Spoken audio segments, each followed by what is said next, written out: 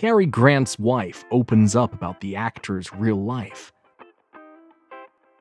When we talk about celebrities and how they present themselves, both in private and public, no one has done it better than Cary Grant. This can be seen from a testimony given by one of his closest friends. No doubt, Grant will be honored and remembered as one of the top and Hollywood's best actors, whose stunning and ageless looks will always remain in the memories of viewers, not only as an actor, but also as one of their favorites. Memoirs posted recently by Grant's fourth wife and daughter reveal more than we knew about him. The stories present another page of how he was a complicated and different person than we used to read or hear online. As Cary Grant's wife opens up about the actor's real life, this article will extend its research and reach to present all the views and personal stories about one of the greatest actors ever seen in Hollywood. Screen appearance. Cary Grant has an English origin, but this was different with him anytime he'd appear on the screen. I'm sure if you were a fan of Grant, you will agree with me that he was always very tan. Though many bloggers online and interviewers concluded that his appearance was the result of makeup, the truth was that he didn't wear any. And this is from his wife, confirming that his husband had nothing to do with makeup and never wore any when going out. The appearance we used to see on the screen was purely a tan, which he had a history of maintaining very often. Besides this, a year-long tan helped him portray the face on screen in multiple shows. As an extension of his lifestyle, the tan helped Cary to maintain his weight, and from the daughter and wife statement, he never weighed more than 180 pounds, which is only proof of how dedicated and committed he was in terms of looking good and maintaining his public figure. Celebrity lifestyle. On one occasion, when Cary Grant was with his fellow English actor Kane in some streets in Los Angeles, having a normal conversation outside a cafe, a fan approached him. And to his surprise, the fan only recognized Kane after telling him how she had been in the city for 14 days, and Kane was the first celebrity she has ever seen. The fan turned to Carrie and commented on how she never expected big Hollywood celebrities, and surprisingly, he only laughed. This, among other examples, showed that he was more than a celebrity, someone who was willing to make some adjustments to agree with the situation. On one other occasion, his wife recalls him being easy to like and have a fan with, because not only him or the face people like on screen, he also adds extra charm in any conversation. Inspiration for James Bond. Though it is not in the public space, some blogs and other online content linked Cary Grant with James Bond, where he was offered a section in the film Dr. No before the fundamental role went to Connery. Seemingly, Cary didn't think the film role was fit for him, as he was in his late 50s by then. Fleming, who happened to be the director and the creator who drafted the character, said that the whole idea and basis for vintage and classic film spy was none other than Cary himself. And this was later based on his personal story for the films of Notorious, North by Northwest, and To Catch a Thief, just to mention a few. His personal story became not only the key theme in this movie, but also a lead story that ensured all the inspiration driven by the actor was conveyed and presented to the viewers in a better way. Arts. Cary faced some problems at an early age, and also due to his background, and as a result, he found solace in one of the best halls in the arts.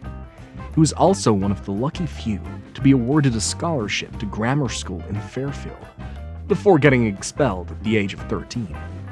After this event, he joined another comedy troupe that was affiliated with both the US and England, and from this, he landed his first role in 1972. A Broadway musical charm, also known as the Golden Dawn. This not only paved the way for multiple other roles on screen and off-screen, but also a background that built the Cary we know today. Some of these roles on stage and offstage have garnered acclaim by the bloggers and film critics of the day. With this exposure, he extended his online and film career even further, and ended up being signed with the Universal Paramount Pictures in late 1931. Weeks after joining the great Paramount Pictures, the executives of the group confronted him with a proposal about his name, Archie, as it wasn't great for the American industry. One of the executives told Mr. Cary, who admitted, well, it doesn't come out quite well in England either. The officials suggested a new name, Cary Lockwood. But the Universal Pictures, Paramount, felt the surname was too similar to other actors in the film industry. Going down on the potential for better names, the celebrity settled at Grant, and Cary Grant was introduced, and that's how he changed from his original name to Cary Grant. Initial rejection. Although in history it will be written that Cary Grant was one of the best actors in Hollywood history, he did have some ups and downs. And one of the worst was failing his first on-screen test. An associate of Fox Film Group gave him a test to see if he would fit on the industry screen. After a series of scouts hunts, he turned out to be the other way round. One of the reasons that led to this first rejection was he had a thick neck, and some also said he was bow-legged. While this might have caused him to miss some of the great silent era of American movies, he was able to rise and find better and successful stories elsewhere. And one of his landing spots was with the talkies. Acting debut. His first on-screen or TV show was in 1932 on a comedy known as This Is the Night, a show that goes down to be one of his most successful on-screen roles.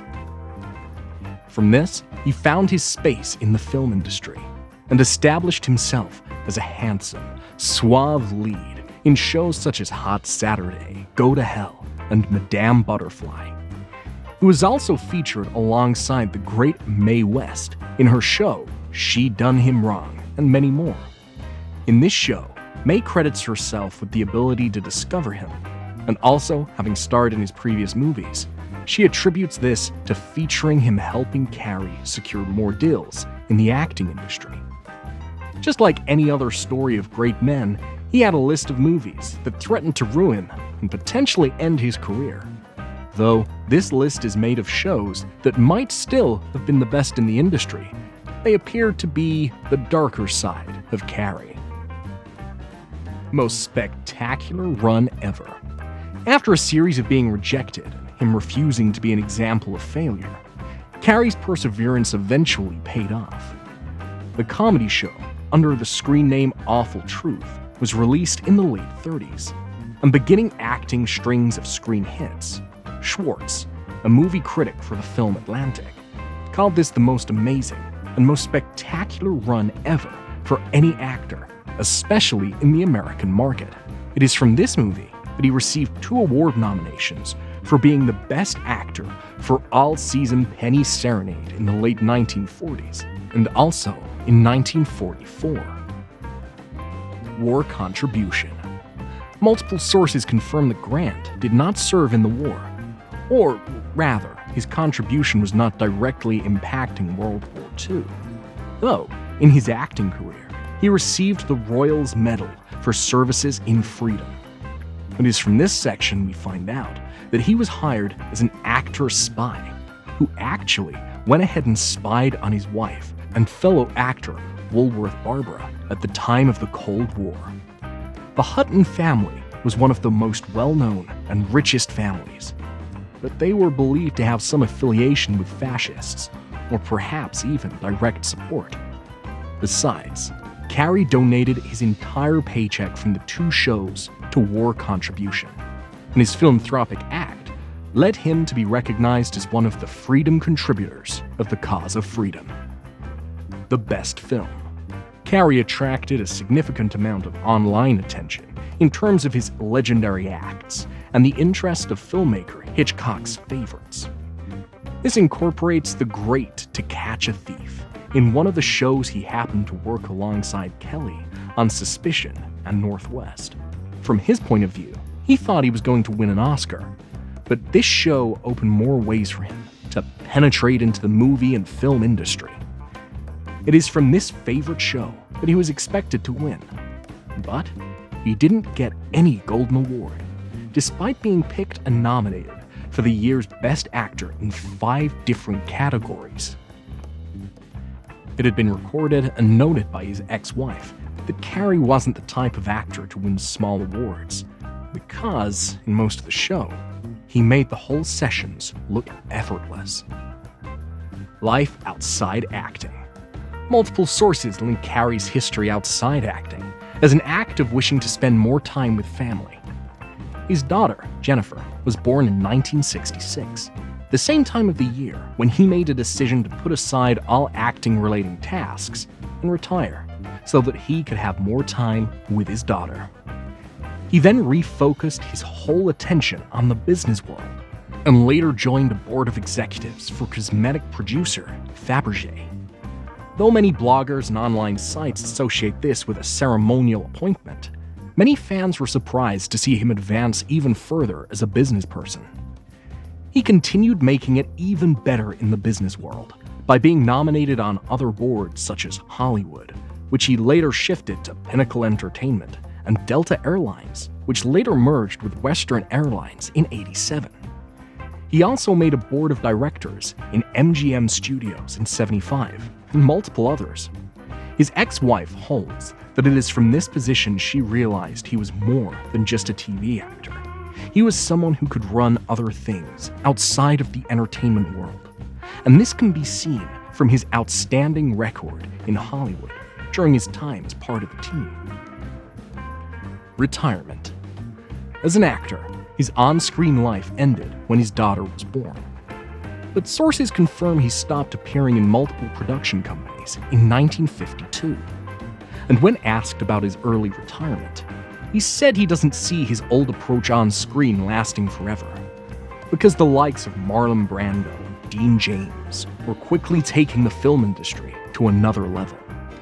He also added that his act was a sign of respect to the great Charles Chaplin, who was shunned by a series of Hollywood for his strong beliefs, and his intention rested on his action of spending more time with his daughter. An untimely demise. In his life, he was a great guy. Someone who would enjoy normal tours to different cities for a simple conversation with a great grand. During this visit, he would record some clips of his shows in different cities and try to respond to questions asked by his viewers. And it is in one of these appearances that Cary suffered a devastating stroke and died shortly afterward. Being a strong believer in life, his ashes were scattered in the ocean as a memory of the sea breeze. From his acting and business career, he is a notable and highly decorated actor who left a fortune to his wife and daughter. During his death, he was estimated to be worth somewhere between $70 to $90 million. But in his last words, which we won't be able to know unless we involve the doctors, I can assure you, they were not the last quotes the industry heard of Cary. Love life. If there's a celebrity with a broad story in terms of life and marriage, then Cary would take the high table to delegate the duties. Barbara Harris married Grant when he died. However, she was actually the 5th lady he happened to have an affair with. Cary's first woman was known as Virginia Cherrill, who from multiple sources trace her to 1934. But Cary was accused of some sort of home abuse, and their marriage ended in a split. At 42, he married Hutton, who was later counted among the most notable and richest women in the world. They also went their separate ways in 1945. It was 4 years later when Cary married a fellow actor, Betsy, and the two hold the longest period Cary was in a relationship. But they later split, based on alleged differences in personal interests. Dear Cary. In 2011, Cannon, his 4th wife, wrote and published a quote by the name Dear Cary. a series of events that included some of their time together.